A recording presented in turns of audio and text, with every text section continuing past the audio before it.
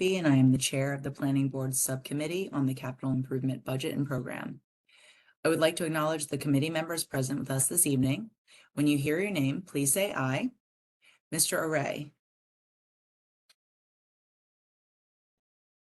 Mr. Brady.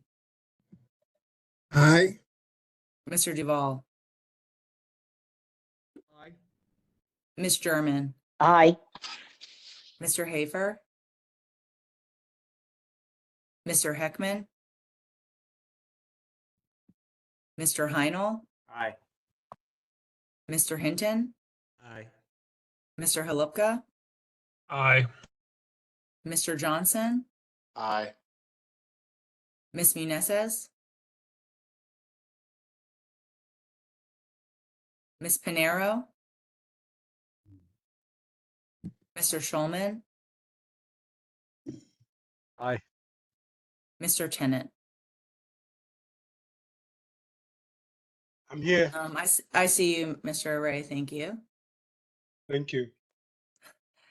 Thank you, everyone. Tonight we are meeting in a work session to hear from the Baltimore County Public Schools and Community College of Baltimore County. After each presentation, members of the committee will have the opportunity to ask questions of the presenter. Before we begin the presentations, I want to note that I know there are members of the community in attendance of tonight's meeting. This meeting has not been designed to accept comments from citizens. The Planning Board did hold a citizen input meeting on October 17th, 2024, which was the opportunity for the board to hear from citizens on their issues concerning the capital improvement program. Now I would like to invite Ms. Miriam Rogers from Baltimore County Public Schools to begin her presentation. Good afternoon, Chair Halupka, Vice Chair Brophy, and members of the board. My name is Miriam Rogers, and I serve as the Superintendent of Baltimore County Public Schools. I'm here to present our capital improvement program for FY26. With me today are Dr. Jess Grimm, Chief Operating Officer, Division of Operations, Ms. Leslie Lazari, Director, Office of Facilities, Construction and Improvement, and Mr. Paul Taylor, Office of Strategic Planning, Director. I would like to thank you for supporting our capital improvement programs in the past. Next slide, please. Our priorities within the capital improvement program continue to focus on our recommendations that we received from the My iPath study, the multi-year improvement plan for all schools, as well as infrastructure improvements. At this time, Dr. Grimm and team will provide background information and an overview of the entire BCPF capital improvement program. Thank you.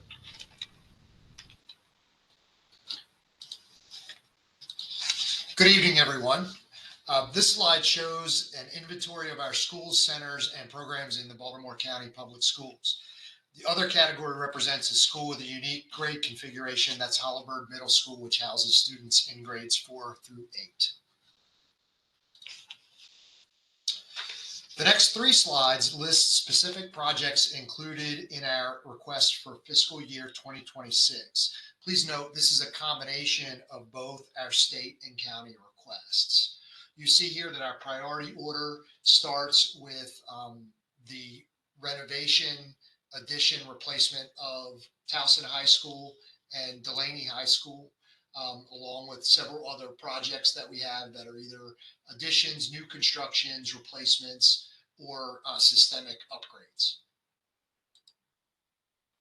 The second slide continues to show our priorities. Most of these are systemic needs that we have. Oops, sorry about that. And finally, wait a minute. And finally, this last slide shows our priority order in some general categories with school system needs that we have, that we foresee in the coming years. Based on the latest data for 2024, this slide represents capacity utilization by categories of elementary, middle, and high schools. Please note that the green-blue indicates less than 100% capacity utilization. Yellow is in the range of 100 to 115%, and orange-red represents above 115% utilization capacity. Of note, we have far fewer orange and red areas in the county than we did a few years ago. as a result of capital investments in our schools. BCPS is very proud of its partnership with Baltimore County government to plan, design, and construct capital projects that meet the needs of our community. And you can see by this utilization slide, the work that we've partnered in to do this together has shown results. These are our enrollment trends. This chart shows the official September 30th system enrollment since fiscal year 19 and the projected enrollment for fiscal year 2026. To more specifically share some information with you strictly on the CIP request for FY26, we'll now move area by area just to show you what projects are included with these requests. And so the Southwest area, our FY 2026 CIP requests an intercom replacement for Western School of Technology and a roof replacement mechanical upgrades at Winfield Elementary School. For the Northwest area, we include Career and Technology Education, CTE School, boiler replacement at Franklin and Sudbrook Middle Schools, and chiller replacement at Owings Mills High School. For the Central area, we include a renovation addition for Towson High School, replacement of Delaney High School, mechanical upgrade for 7th District Elementary School, and a boiler replacement for Sparks Elementary School. Of note, Towson High School is in the procurement stage as a renovation addition project, but is being funded through the Built to Learn Act, and Delaney High School is in the final design stage. In the Northeast area, our FY 2026 CIP request includes a replacement school for Overley High School, repurposing of Golden Ring Middle School in the former Rosedale Center, as well as electrical upgrades at Eastern Technical High School, an intercom replacement at Kingsville Elementary School, roof replacement at McCormick Elementary School, and chiller replacement in the auditorium for Perry Hall High. Of note, per my IPASS recommendations, a study was conducted to evaluate options to provide capacity relief at high schools in the Northeast area, and based on this study, a replacement school is proposed at Overley High School. In the Southeast area, we propose an addition to Patapsco High School and a roof replacement at Dundalk Middle School. Further, per my IPASS recommendation, a study was conducted to evaluate options to provide capacity in the Sparrows Point area. As a result of this study, a replacement school is proposed for both Sparrows Point Middle and High Schools. Some of our ongoing challenges include having the third oldest infrastructure in the state and having to balance the needs of our system versus available funding. Available funding increases have not kept pace with the increased planning, design, and construction costs of labor and materials. Without additional funding, such as Built to Learn Act or pass-through grants, and with the current priority of high school replacement renovation projects, critical systemic projects will not be funded. The reality is that there are fewer projects, but those projects have higher costs. The challenge of intermittent supply chain issues, long delivery times, and design permitting timelines, as well as labor shortage in construction and professional fields, continue. We are greatly appreciative of the partnership with the Baltimore County Office of Budget and Finance to help us resolve these issues. We wanted to share with you just an update on our environmental and sustainability efforts. We're proud of our record in this area, and it's important to note that Deer Park Elementary School, that is currently under construction, will be the first net zero school in Baltimore County. Delaney High School and Towson High School are being designed to meet Green Globe 2 requirements, and Delaney will have solar panels on approximately 40% of their roof. All of our schools constructed since 2010 have achieved LEED Silver certification or better. And finally, some recent accomplishments. Currently, our schools in design: Delaney High School, Patapsco High School addition, Scotts Branch Elementary School, and Towson High School. Schools in construction: Deer Park Elementary School, the Dundalk High School addition, Lansdowne High School, and the Pine Grove Middle School. renovation. That's been one of the most challenging projects we've had to date because the students have continued to attend Pine Grove as we've completed that project, and that project is very near completion.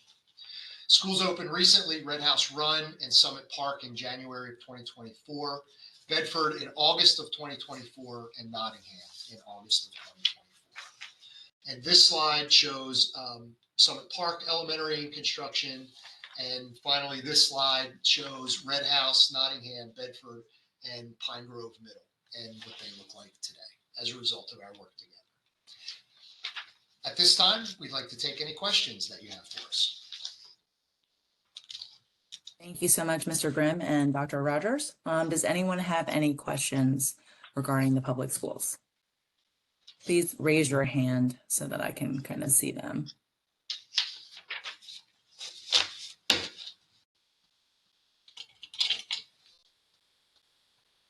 Scrolling through, don't see any hands. I do have a question, Mr. Grimm. So on the enrollment slide, I know some of the planning board members we've seen post-COVID, obviously, enrollment has declined and it seems like it's going stagnant right now. I think it's basically 26. You had like a tiny little blip. Yeah, like 700 additional people.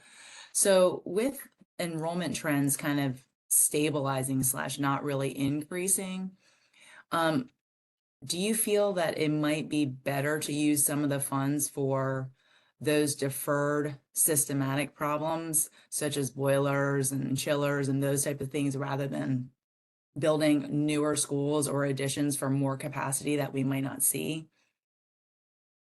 So I think that's a great question, and it's really part of the delicate balance that we work through in each one of our projects. As I said earlier, we have the third oldest infrastructure in the state of Maryland. So we very carefully evaluate and through the My iPass document, take a look at what the best approach is to a number of these projects. And sometimes the needs of the facility far outweigh the facility as it was constructed 40, 50 years or more ago. The types of schools, quite frankly, that all of us attended are not the types of schools that we're building now, the types of community and learning spaces. And so with that in mind, we're very careful to use our resources as wisely as we possibly can. I think you're right. In some cases, we certainly would rather spend our funding on things that we need, mechanical systems that we're constantly repairing. But it's that very delicate balance in those choices. It's also important to note that a number of these projects that we have either in the planning or the design stages will take several years. We don't anticipate the opening of Delaney, for example, the school itself. The earliest it will be open is in 2028. That's the projected timeline. Towson High School, that project, the earliest it would open is in 2029. So as we're trying to forecast years and years away, we also know that some of these systemics that we have in these schools will not improve between now and then as we work towards some of these replacement projects or these addition projects. So Yeah, I hope I that appreciate answered that. No, you did. And that's why I kind of asked, like, I mean, it was kind of a crystal ball question, but it was also just, I mean, the new schools that you guys are building are beautiful, don't get me wrong, but it's more, you see that polarization of those older schools compared to the newer schools almost even more now, right? Because the newer schools have all the newfangled technology and everything, and then kind of the older schools that haven't really had that investment, continue to age, like you said, with more and more Band-Aid type repairs rather than capital improvements. They do. And one thing I'd like to point out, a great example of a renovation project that you can take a look at is Pikesville High School. So the infrastructure, the bones of Pikesville High School were in great order. Many of the systems that were in there, and we could use that shell and some additions to that school to improve it and really bring it into the 21st century. So it really is dependent on the site, the condition of the facility as it is now, and whether it is appropriate to use those dollars. Because again, we're very mindful of that. Can we renovate? Can we add, or do we need to replace? So I think your question is certainly on point. Thank you so much. I appreciate that. Mr. Hinton? Yes, thank you both for the presentation and all the information. My question would be if you would be able to drill a little bit deeper on your forecasting methods. The basis of my question is, for example, the new middle school, right? Northeast Middle School, it's at capacity or overcrowded already, correct? It's a beautiful school, big building, but what are we doing to maybe look at those numbers to try to figure out, how we can prevent building a brand new school and already at capacity, especially in an area such as the Northeast, where it's the largest growth area in the county. And, Overley is going to get a new building, according to your plans as well. If you could just dig a little bit deeper or elaborate a little bit deeper for us on how you're coming up with these numbers to try to prevent some of the issues that we have now at Northeast. So thank you very much for that question. One of the things that we do, we have 10-year models that we use. We work very closely with Baltimore County government and their departmental planning as we look at what projects are in the pipeline, and what we need to do in terms of our boundary studies and what we need to do in terms of alleviating capacity concerns at either the elementary, middle, or high school levels. And with that, I think Mr. Paul Taylor from our Office of Strategic Planning is online. And Paul, if there's anything that you wanted to add, I'd ask you to do so. Dr. Grimm, I think Paul may be having some technical difficulties. He can hear what you're saying, but I think there's an issue of being able to respond. Okay. I'm well, sorry. I think, yeah. So, and so just to go a little bit deeper, we utilize the numbers and trends in forecasting that we have on what enrollments will be in those clusters. We utilize the data from, Baltimore County Planning. We work in close partnership with them to see what new communities or what changes will be happening. And then we also look at trends or priorities, whether it's the blueprint for Maryland's future, whether we're looking to expand in pre-kindergarten, for example, and where we might have that capacity utilization. No, thank you. I appreciate that. One follow-up question, not to belabor the point. Given the issues at Northeast, would there be anything differently that you would be looking at as we prepare for some of the new schools that you want to build to prevent the overcrowding of a brand new school? I think, and that's a good question. I think we're constantly looking for new ways to be able to assess what's there and what we don't have. And where we need additional seats. I think one of the interesting trends with the new Northeast, with the Nottingham Middle School to think about is as a replacement project. We built a larger school than what was at Golden Ring Middle School, and we tried to anticipate what some of the additional needs would be in the area.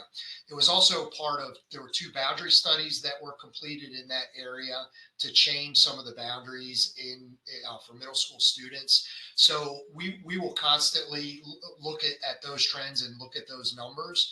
I think some of the challenges too occur. Dundalk High School is a very good example. It was a replacement school. We completed that. I'd have to look back. I think that was 2010-ish, 2012-ish. I'd have to look at the exact date. And when we designed and built that school, we knew that we wanted to make sure that we had the capacity to build on and to build it up if we needed to do so in the future. We weren't expecting to do it so soon, but again, we could see some of the numbers and the trends. As you said, in the Northeast area, that area in Dundalk has grown significantly as well in terms of its capacity. So thank you for that question. No problem. Thank you. Thank you. Mr. Halupka? Thanks. A couple of questions. One, you mentioned design permitting issues. Is that permits from the county, from the state? Is that something we could possibly address? Yeah, and we really appreciate that. Baltimore County government has been fabulous in working with us through the permitting process. And to be very clear, the problem isn't with the permitting process there. It's been the timeline and some of the backlog. It's also been some challenges we've had because of the back and forth regarding some of our sites and some of the additional environmental work that the state requires, for example. And not that that's a bad thing, but it takes us longer with some of the projects, and it's very important to understand that when we have a replacement school project, there's really two times that we can get into a new school that we're replacing, and that is in the summer when right before the kids come back, or right after the winter break. We had two buildings that opened in January last year, mid-year openings, and that's not something we've traditionally done in the past. And the reason why is because any other time of year to move our staff, to move our students, to move our families is disruptive. So any delay in either permitting or design, construction, if we have any other environmental issues, it doesn't delay us just a month or two. It can delay us 6 months or a year. So that becomes the additional challenge for us. And just to give another example of some of the lead time, I know you asked about permitting. Some of the electrical switch gear, for example, that our schools require, we now have an 18-month lead time in ordering it and getting it in. And so when you have that kind of a lead time and you're looking at how we're spending our dollars and how we're organizing a construction project, there has to be a tremendous amount of planning that's done ahead of time. But thank you for asking if you could help. We appreciate it. Second question, we heard in one of our earlier CIP meetings that the property management was saying that they're probably several decades behind in just regular maintenance and updates. Do you have any sense what that looks like for the school system? I mean, you said it's the third oldest. What would it take to sort of be on schedule and replacing things sort of when they need to be as opposed to when they can afford to be? So I think that's a great question. My iPass indicated that we would need a few $billion to kind of break even to get our facilities where where that standard would be. However, with that being said, I want to point out that our maintenance team, our facilities team, gets graded by the Interagency Commission on School Construction by the state every year, and we receive the highest mark that we can. We are successful in that. So according to the state assessment, according to our own assessment, we are keeping up with the state standard, and I would say by the marks that we're getting from them, we're doing an exceptional job. So I think that's important to note. But yes, my iPass indicated it would be a few $billion to really get our buildings up to our facilities to where they would be judged well across the board. Then my last couple of questions, the Towson High School renovation.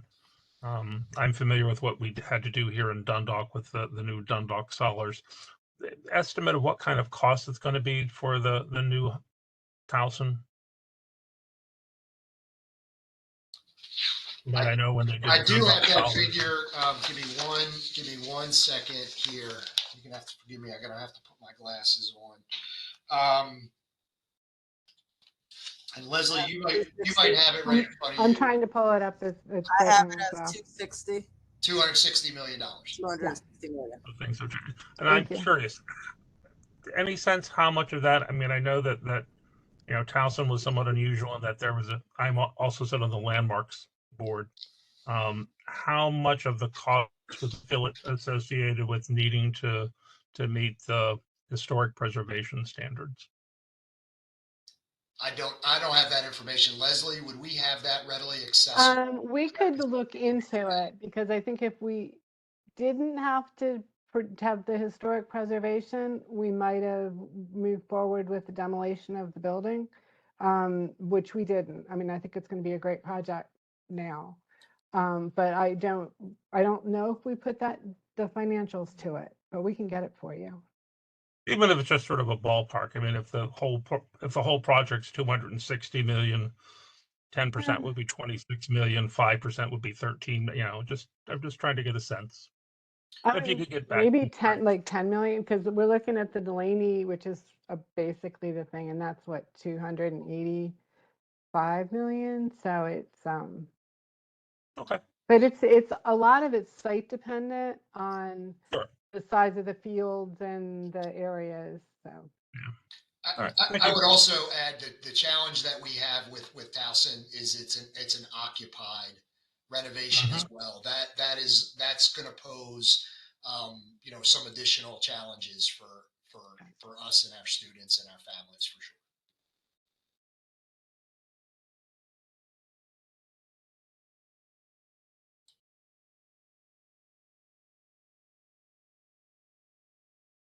Was that it, Scott? Okay, Mr. Array? Thank you for your presentation. We appreciate what you guys do. So my question to Mr. Grimm is, I have three questions actually.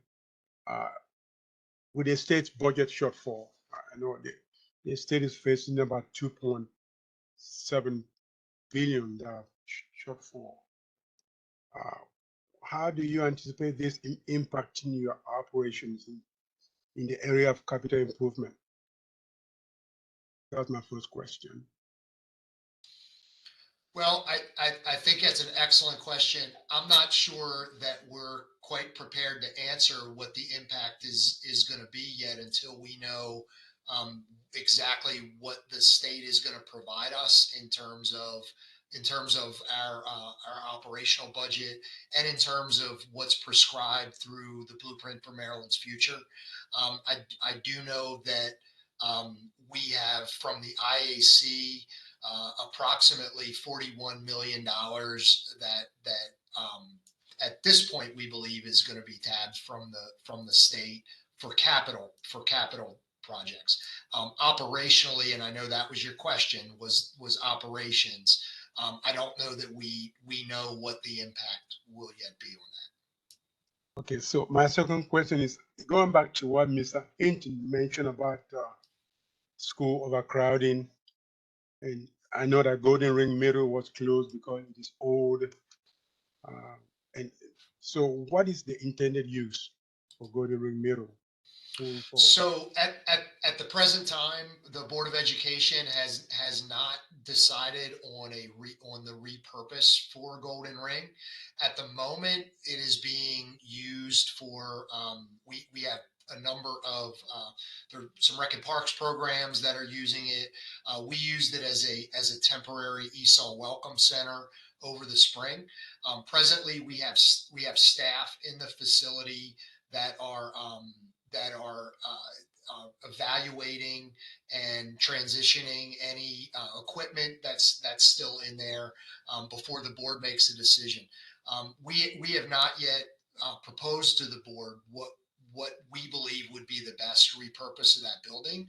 We do know that as we advocated for a new Northeast middle school, part of it was because of the costs that would incur to fully renovate a building of that age and that size.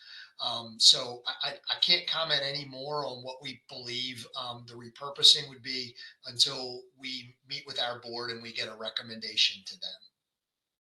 Thank you. You're welcome. You, Ms. German? Yes, thank you, Dr. Grimm and Dr. Rogers. Appreciate the information. Just need a little bit of clarification on Sparrows Point Middle High. Are both of those schools going to be replaced? And I know there were some challenges regarding the site, an appropriate site for the middle and the high. So could you just give a little bit of additional info on that?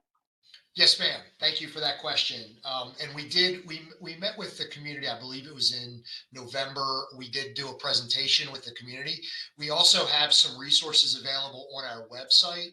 If any of the members of your community want more information, update is there. So what our board has approved, or in the recommendation that we've put forward, is that both the middle school and the high school would be replaced. We looked at options that included renovating the existing building to continue to house a middle school and a high school, and based on its size, its current square footage and its footprint, that would not meet the minimum state standards. It's not even close to being large enough to do that. So then we turned and we started looking at, could we renovate the existing building and use it as a high or a middle, and then build a new one of the other. And when we did an analysis of not only the site but of what the cost would be, it actually comes in cheaper to build two new buildings to replace the existing building by building two new schools on the site. Is what our study found, our feasibility study found. And part of that was due to the site configuration, but part of it was due to what the renovation costs would be for the mechanical systems that are in that building. So would the new high school be built on the same site as the current high school, and then the middle school on a site maybe at the back of that property? So we're looking at a couple of different design models. That is a very tricky site because of not only the stormwater management, but Yeah. its location, in protected waterways, and we want to certainly honor that. It's also important, again, in partnership with Baltimore County government. The Department of Recreation and Parks owns the Carl Trust property, which is adjacent to the board's property. And in working with the state and with the county, what we've determined is that through a partnership with Rec and Parks, we can use part of that Carl Trust property for the fields at the schools. And so by partnering with them, that gives us a little bit more flexibility and a sizable enough site to construct the middle and the high. So I don't want to, there's a couple of different renderings that we have right now, as to where the placements of the schools would be, but the schools would be a separate high and a separate middle school. They might adjoin, they might be totally separate, but they will be two separate facilities on that site. Great, thanks. Very helpful. Thank you. Thank you. Thank you. Mr. Brady?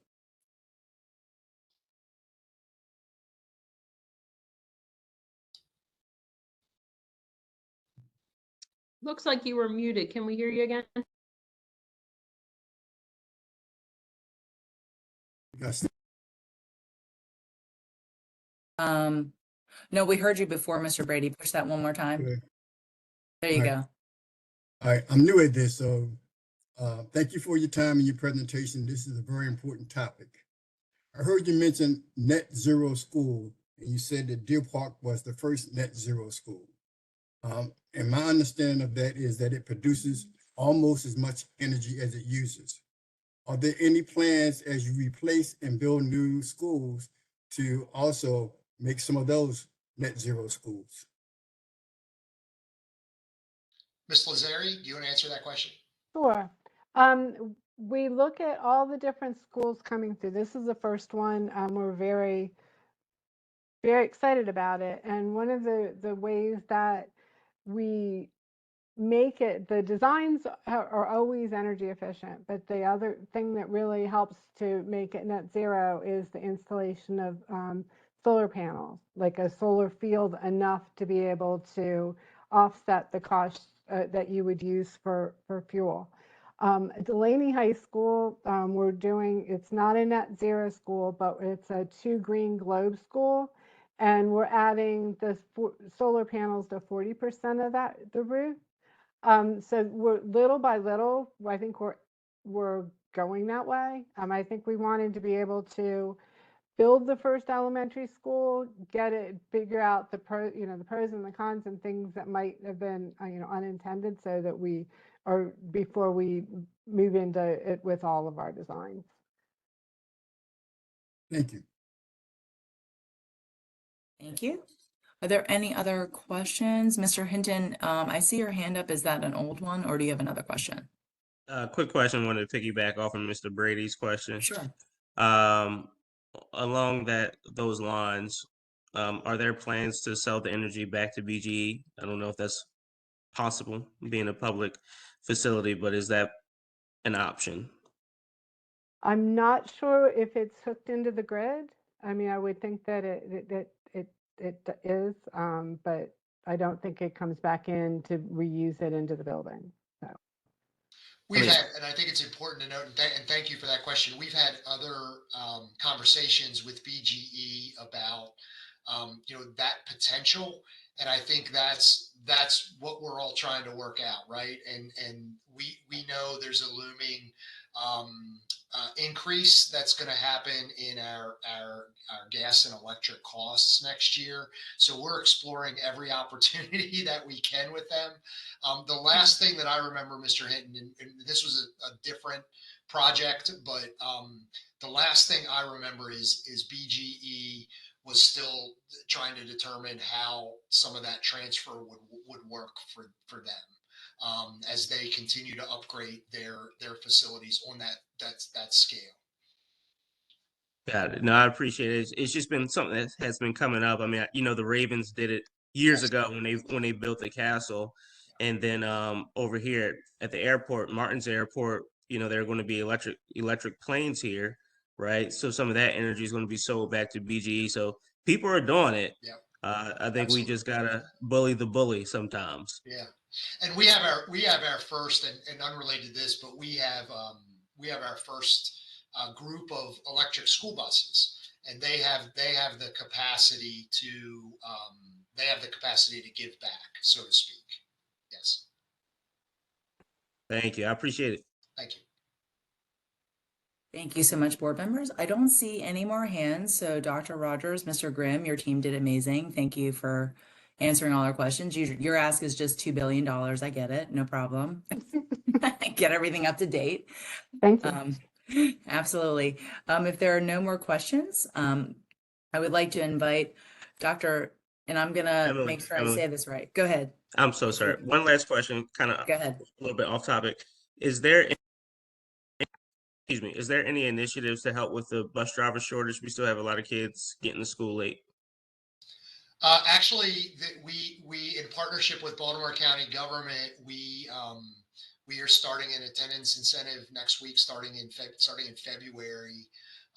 That has proved very successful for us in the past. We continue to recruit and our efforts to retain. So yeah, absolutely. I'd be happy to talk to you about that offline if possible.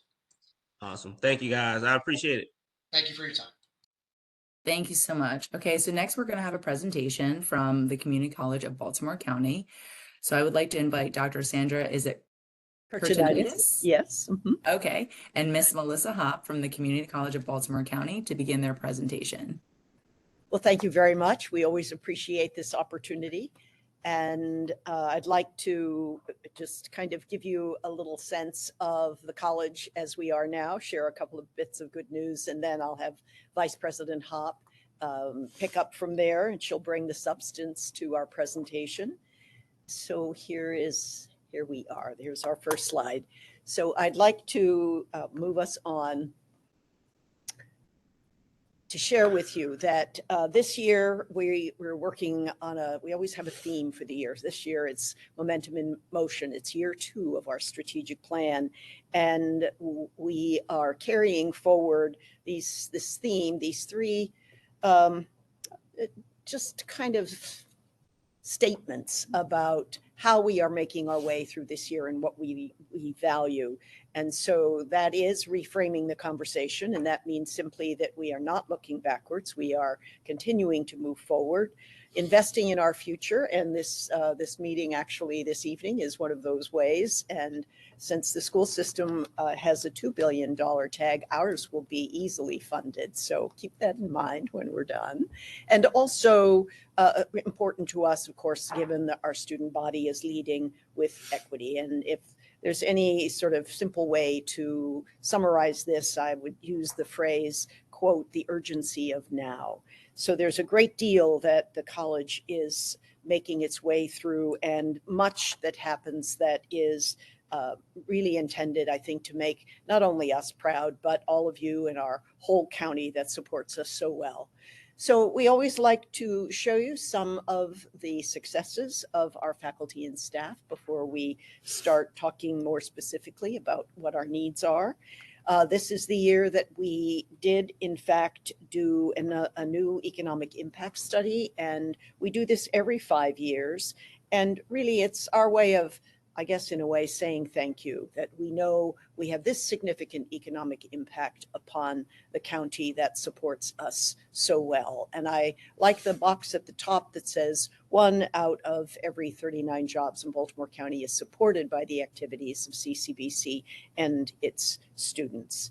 And in truth, our college is a powerhouse in this region. We have, since our early days in 1957, when long ago we were 3 separate colleges, but we have actually educated hundreds of thousands of teachers and accountants and plumbers and welders and dancers and poets. And for us, it all comes under the same heading of everything we do at CCBC is workforce development, and everything we do here directly really impacts positively what is needed in our county. So that's one way that we give back, that is the hundreds of thousands of students we've prepared.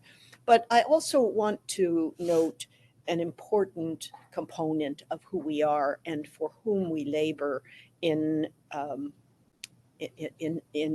our fields every single day. And that is that we know that 83% of our Baltimore County students live in economically challenged areas.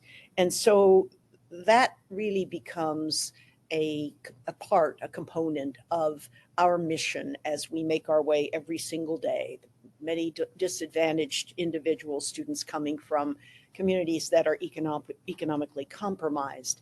And I also always like to just make sure that you're aware of our size, our heft, and really who we are supporting.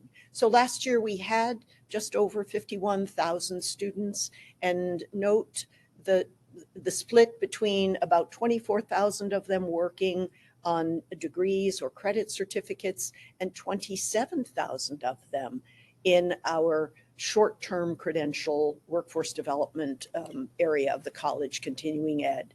Average age, 37. More women than men, that has been constant for decades. 90% of them attend part-time. And please note that when we say 73% of them need some college level strengthening, some college level remediation, remember, tie that in with the age of 37. And most of us at that age would not be, I mean, it's easy for me, former English teacher, to remember what a gerund is, but most people at age 37 have long forgotten. So this is the population largely that we serve, although also a growing number of high school students through the Early College Access Program. So in that one slide is a sort of compilation of the student body at the Community College of Baltimore County, and that in large measure drives what we do here. So since this is the second year of our strategic plan, we are investing a great deal of county money wisely in crafting a whole new pathway for our students. And that really is, how do we bring them in the door? How do we walk them through the hallways, take the right classes, help them make the right career decisions, and out the door with a credential? And all of this journey is really spread across the 51,000 students that we served. It's a journey for all students, for credit students, for non-credit students, those seeking degrees, those seeking workforce credentials. And we actually have about 300 different degrees and credentials that we now offer at CCBC. A lot of other good news, some really successful initiatives. Notice the one in the middle that we have about 4,000 high school students who are taking early college classes. We have about 40,000 students who are taking online courses. We now have an honors college in year 2 for those very special students who are at 3.5 GPAs or above. And then we have this wonderful Degrees to Succeed program, which is essentially it's a transfer program on steroids, because we now have close to 1,000 students who are preparing to walk out of CCBC with an associate's degree and walk into the classrooms of any of our 8 partners, who then provide not only a guarantee that they lose no credits and they enter as juniors, but also come with scholarship money. And then I want to show you the one strategic initiative that every year now for the past couple of years I have been able to share with you with great pride, that 98.3% of every single Baltimore County resident who has attended as a student has access either to full or partial tuition free. So that includes the Pell Grants, the federal Pell Grants, it includes the Maryland College Promise, and then really the much valued Baltimore County Promise. So we're pretty proud that in a large measure, most of our students are now able to attend CCBC with significant tuition support. And then I want to just say for a minute, I know you are interested in facilities and so forth, and want to make sure that you know that CCBC has had trades programming for a long time on all 3 of our campuses, but we are ramping up that commitment. Bridge fell a year and a half ago. Soon, when it starts being put back up again, it's going to need welders. They're going to need carpenters. They're going to need truck drivers. Going to need, and we do all of this already. But over this summer into the fall, we are hoping actually to begin to put a welding facility on the Dundalk campus. We have a small welding program, but now we are going to expand significantly. And this is the year also that we move into our creating our new 10-year academic and facilities master plan. So over the next few years, you're going to hear a lot from us about what kinds of buildings and renovations that we will be interested in. But in the near term, let me turn this over to Vice President Hopp, who is in fact the architect, she and her talented staff, the architect of the next portion of our presentation. Vice President Hopp, your turn. Well, thank you, Dr. Kurtenitis. I want to start by reminding us that CCBC is a big place. We indeed have 1.8 million gross square feet at all of our sites, the 3 main campuses, and our now 4 extension centers, including the Center for Transportation at Trade Point Atlantic. And as we look at that large footprint, we want to make sure that we use every dollar as carefully as we can, and that we work hard to leverage the county's investment through grants, through state aid, through state matching grants, through philanthropic grants, to build cost-effective and energy-efficient facilities. We are proud of our sustainability efforts. You just need to drive onto one of our 3 main campuses to see our solar carports that have been up now almost a decade. And they provide 25% of CCBC's electrical needs.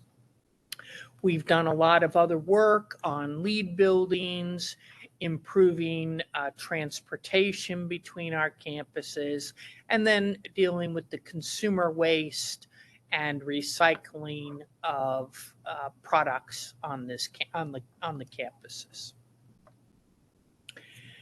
You always ask us, and we're happy to tell you what work we have completed since we talked to you last. And the roof on the Wellness and Athletic Center at CCBC Dundalk was replaced over the summer and a little bit into the fall with new gutters and downspouts, and that original redwood siding, which was from 1978, and the termites and the bugs had pretty much found it. So we've removed that and maintained the look with new metal panels. Now, this project ended up costing $2 million in large part because we had to add the redwood siding and some other remediation. And so what ended up happening is about a quarter of the funds were provided through Baltimore County bonds, another quarter through the state, and then CCBC and its operating funds was able to find the rest, because this was an important project to take care of. Also on the Dundalk campus, and we are chomping at the bit to get this one done. We had the fire alarm test today, and are now cleared to start putting furniture in the second floor.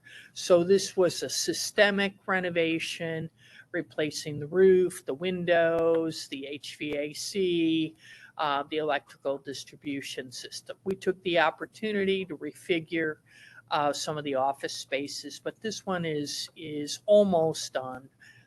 Just give us another 30 days.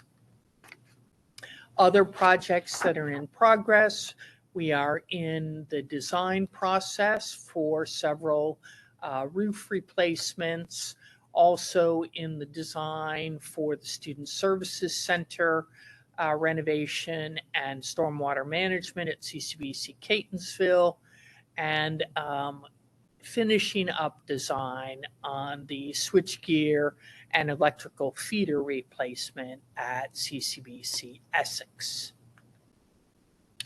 Moving now to the funds that we request for the 26-27 biennium. So this past November, we were fortunate that the county voters authorized $18.5 million in county bonds.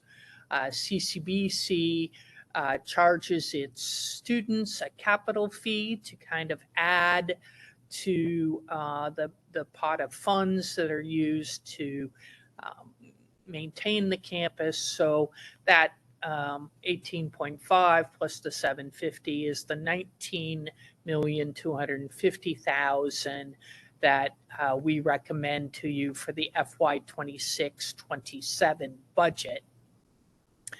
Then in Governor Moore's budget, he has recommended for FY 26 only slightly over $6 million to help fund the Student Services Center and the Essex switchgear replacement. There will be additional funds on both of those projects in the 27 state budget. So altogether, it's about a $25 million budget. We always like to share that we're at the 18.5 amount with the biennium, and I think because we seem to be a broken record talking to you about it every time we come to see you. Our goal here is obviously not this biennium, but to eke up to 20 million per biennium in the future. And so you'll continue to hear us speak about that. An important project in this year's list is an addition to our automotive technology building at CCBC Catonsville. We have a facility there now, and our goal is to construct a 20,000 square foot addition. And that addition will be primarily focused on instruction for electric vehicles. The existing facility is used for combustion gas engines. This new facility will provide the automotive bays and supporting spaces for EV maintenance. I think many folks know that the EV industry continues to grow, and the demand for technicians, that is mechanics who can work on electric vehicles, is projected to grow nationally up to 185,000 jobs by 2035, or just a little bit over 100,000 jobs by 2030. Our goal is to get this project done so we can begin to make a dent before that 2030 opportunity. This project is one where we're working very hard to get funds, but to cobble them together from a variety of different sources.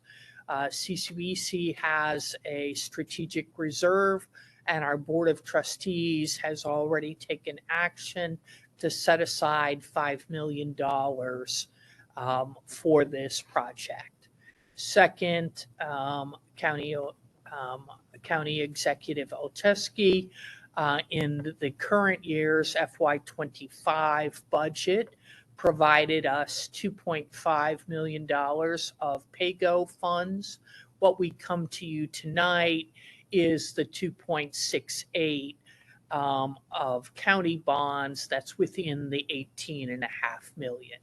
Then next year, FY27 would be the state appropriation, with hopefully construction beginning next summer in the summer of 26. We also have several grant proposals out there and are confident of closing the gap. The second project is also at CCBC Catonsville. You've heard about this for a while.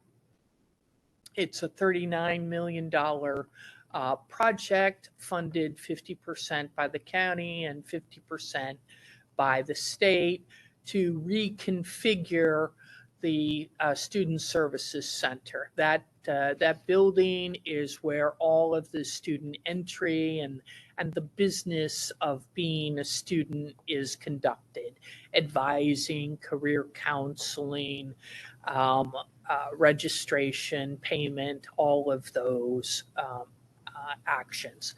And it is insufficient for the kind of space and process that we need today. In addition, there are a large amount of systemic issues related to the electrical and HVAC system that need to be completed in this facility. Adjacent to the facility is some historic ruins on the Catonsville campus. And while we must stabilize them, and they will be next to the foundation of the addition, we will stabilize them and hopefully blend it a little bit with some gathering spaces for students. This project is $5 million in the current biennium for county funding, and then the rest to come from the state of Maryland. Moving to the east side of the county, CCBC Essex, we have a $14.8 million project to replace the switchgear on this campus. Those of you that have been on the planning board for a long time will remember us talking about doing this work at CCBC Catonsville about 5 years ago. The campuses are about the same age, and we now need to replace that switchgear at Essex. It's about 50 years old, and while failure is not imminent, if we don't replace it, there certainly will be issues. This one's currently in design with hope that we can begin construction this fall. And you'll see that almost all of the funding is completed in FY27 for the state. There's about 2.5 for FY26 from the state, the rest coming next year, and then just a little bit of final funds as we close out the project in 28. Back to CCBC Catonsville. We have a lot of parking lots and impervious surfaces, and the rain running off of those surfaces goes down the slope into the woods and eventually ends up with several outfalls that are in great disrepair. So this is a project that we need to do to make sure that we take care of the environment, especially the woods that surround the campus, so that we can appropriately discharge the runoff water. It's about a $4 million project. Lastly, we have $3.5 million for that Project 100 or capital maintenance and renovations. And those dollars we will use across all the campuses over the next 2 years to do paving work, fixing pool drains, up HVAC, all of those kind of things across our 1.8 million gross square feet. Lastly, there are some bulk programmatic renovation groupings, and then we put a little bit away each biennium for ADA and asbestos. Obviously, $25,000 isn't going to get you very much, but as you know, we add it to the existing funds, and then as we have a part of the project that needs abatement or ADA alterations, we draw down. That concludes the 26-27 biennium. Of course, we always give you the forecast looking forward on the capital improvement plan of about $88 million. As Dr. Kurtenitis mentioned, we will be completing our next facilities master plan by next February. We have about a year left. And at this point, we have not identified the best needs going forward. So we have, we've not, you can expect next year when we present to see a much more defined and well-justified forward look at our capital improvement plan, because we're taking this year to figure out really where we need to go. The pandemic changed a lot of things, and we want to make sure that we're making the very best decision for the future. So let me close and say that we are very grateful for the support of the planning board in the past, and we hope that you support this request as well. Thank you so much. Do any of the board members have questions? Mr. Array. Yes. thank you for your presentation. You guys are always well prepared and detailed. We appreciate that. I just have one question, only one. When it comes to internship, hands-on internship by students studying plumbing, electrical, all those things, do you work with the community businesses to place these students so that they can have hands-on experience, that which will make it easier for them to, upon graduation, to find jobs? Well, if I can maybe use a different word, internships we actually do, but we are far more connected to unions and other partners who help us have just about 2,400 apprenticeships in a given year. And so the broad answer to your question is yes, we have many, many partners. So whether it is apprenticeship, whether it's internship, whether it's paid or not paid, and more employers are keen on having our students in a paid capacity for the summer or for some time during a particular semester. So that's a big it's a big outreach for us, and we do a lot of it.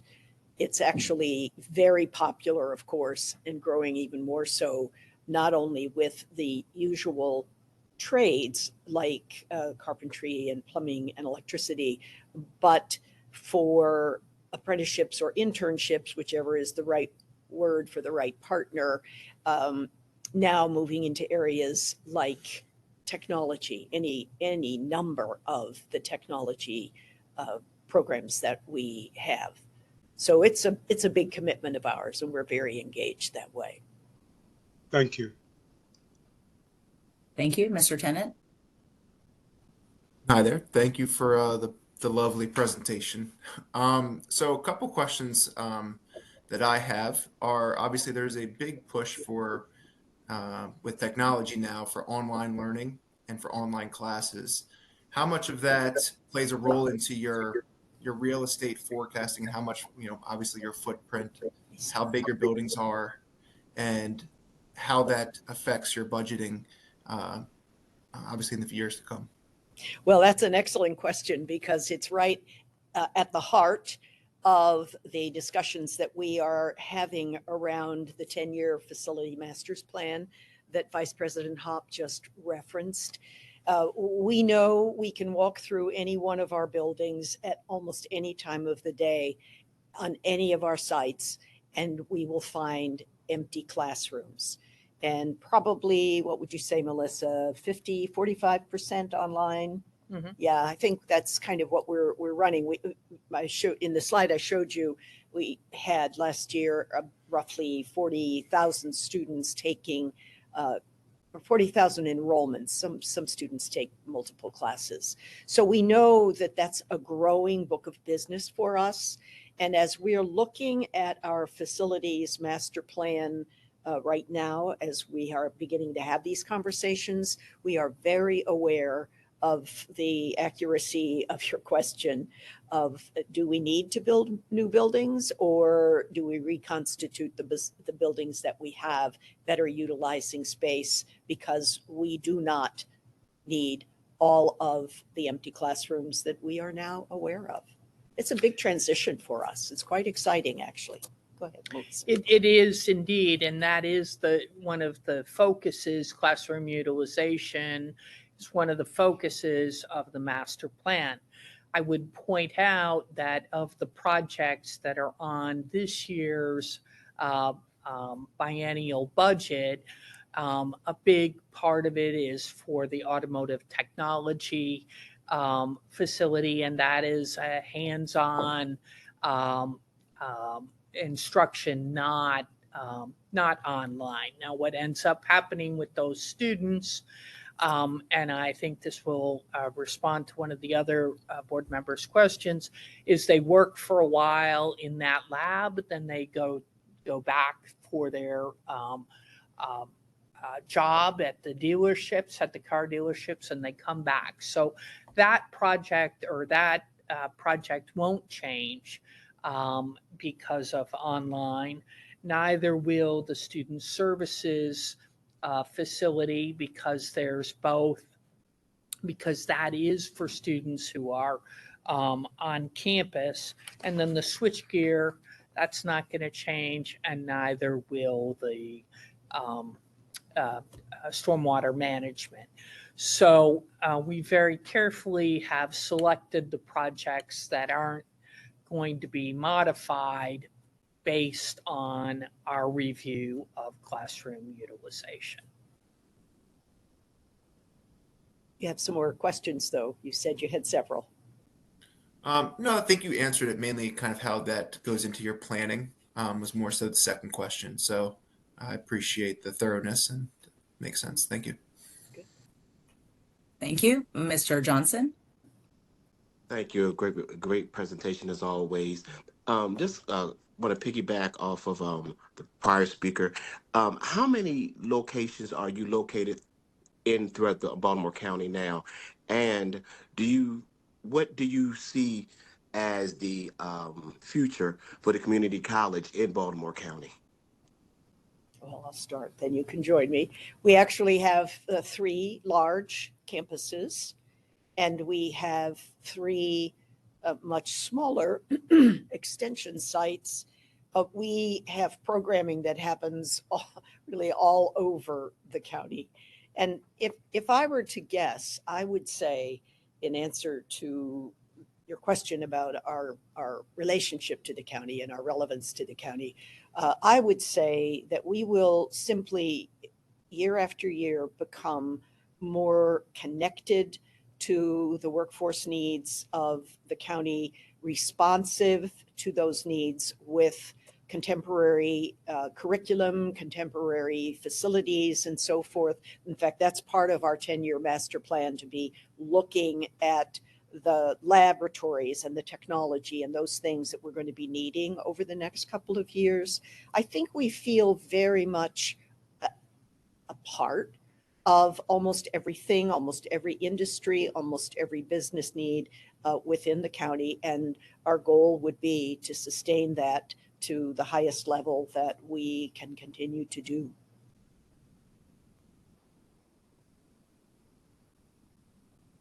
Perfect. Thank you. Mr. Hinton? Thank you. Yes, thanks again for the great presentation. I wanted to go back to Mr. Tennant's question about real estate planning for the future. He is right. Things are going to continue to change all the time. Has there been any thought, and is it even possible to repurpose your space maybe to businesses, right?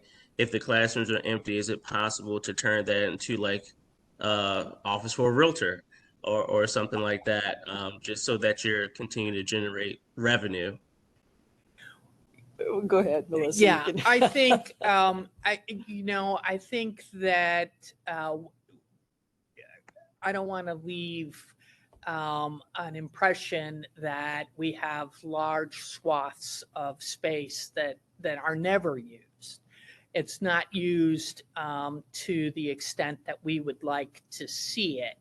That said, there are certainly several opportunities where we work as part of our business and entrepreneurial training to partner with businesses and provide them, if you will, an incubator kind of space. Also, as we look at our locations, of course, we have the large campuses, Essex, Catonsville, and Dundalk. Owings Mills, we share that facility with the library. And then at Randallstown, when we looked at utilization during the, I think this was right before the pandemic, we actually reduced the amount of space. It's a leased facility. So we reduced the amount of space and simply to make sure that we're spending every dollar correctly. Valley.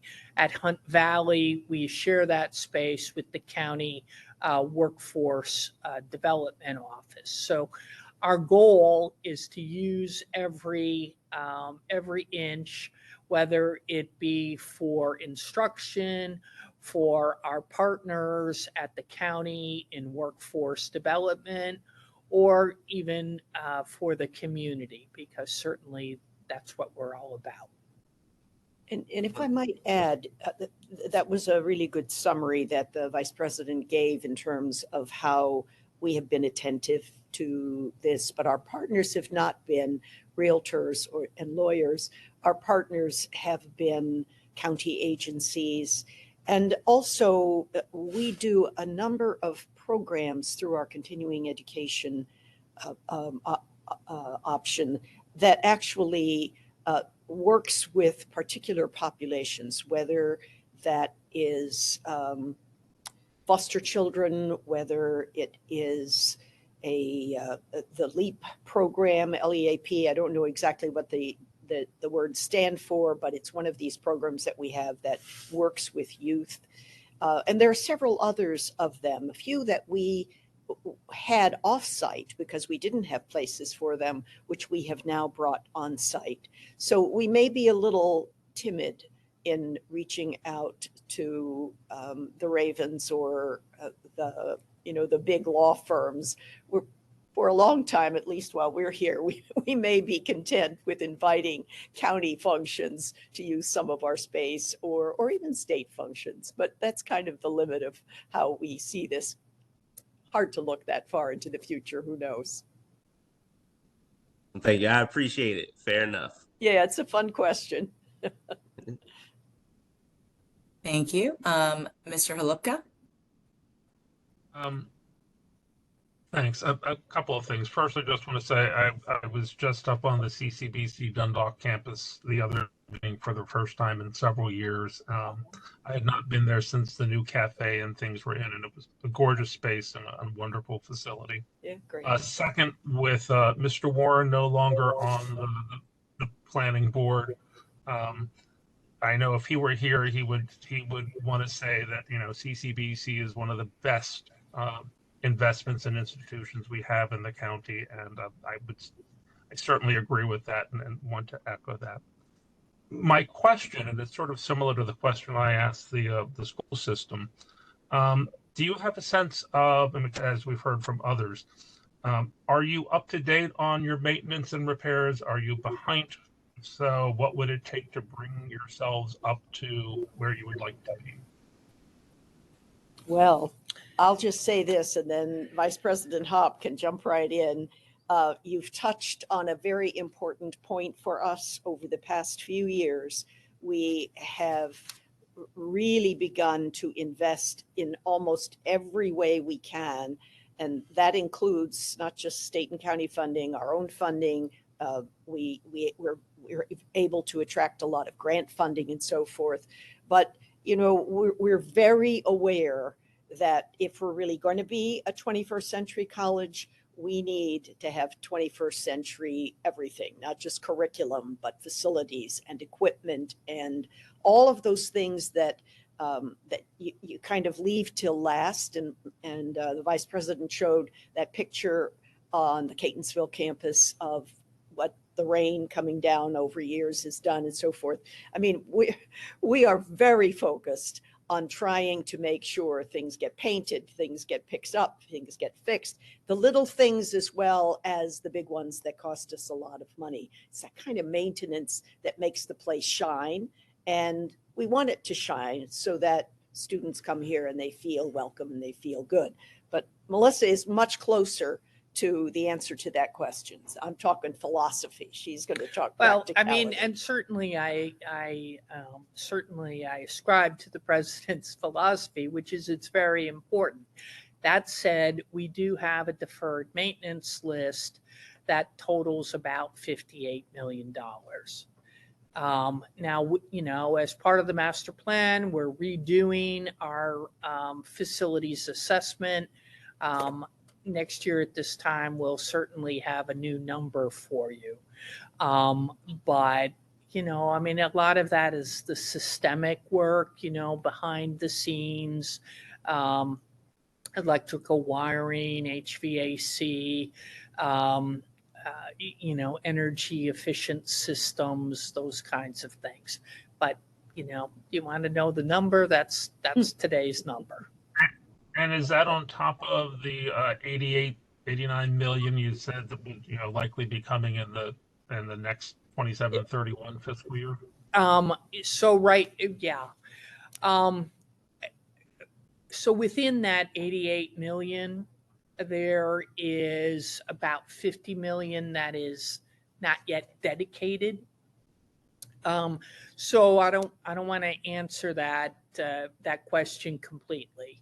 I think that once we take this deep dive, we'll be looking at the master plan and where we want to go. Our sense is that it'll be more about fine tuning spaces or renovating and fixing than building new facilities. But you know, we've got some work to do to make sure that makes sense. Thank you. Perfect. Any other questions? Mr. Johnson, is your hand still up or is that old? That is an old one. I apologize. No worries. Thank you.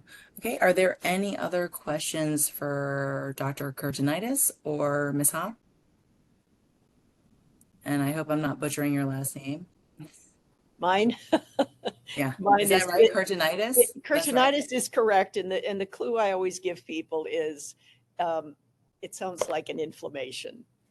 That makes it easy to remember. Like tinnitus or something. I don't know, whatever it is, right? Exactly. I do have a quick question. So you've mentioned a couple of times, Ms. Hopp, about how you're moving to a 10-year master plan for academics and facilities. Mm-hmm. When is that fiscal year starting and kind of where are you picking that up from? Because you're very good about giving us the look forward every time you give a presentation, but I'm just kind of curious like where that look forward ends and then this master plan starts. Sure. So we have a current master plan that that began in 2016, will end in 2026. So our new plan starts in 2026. So for us, I mean, for the county, this biennium, obviously on the existing master plan, next biennium will be the new plan. Perfect. Thank you.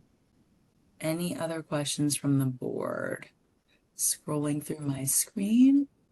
Looks like there is none. So thank you, ladies, for your presentation. We really appreciate it. Well, we thank you. Thank you. Bye now. Bye. If there are no further comments or questions, we will adjourn. I would like to thank all of the presenters for their presentations this evening. The next meeting of the Planning Board Committee on the Capital Improvement Budget and Program will be Thursday, February 20th, following our normally scheduled board meeting to hear staff recommendations. Information for that meeting can be found on the Planning Board's webpage. Thank you for attending tonight, and this meeting is hereby adjourned. Have a great evening, everyone. Thank you.